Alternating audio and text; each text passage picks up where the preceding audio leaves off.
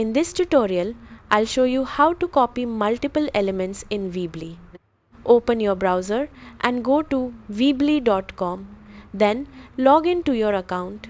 From your dashboard, select your website and click Edit Site to open the editor. Once you're in the editor, locate the section that contains the elements you want to copy. In Weebly, you can't select multiple separate elements at once, but you can copy a full section or column that includes multiple elements. Hover between elements until you see the divider line. Then click on it to select the entire section. A small menu will appear. Click the copy option, then choose where you want to paste it. You can duplicate it on the same page or place it on another page.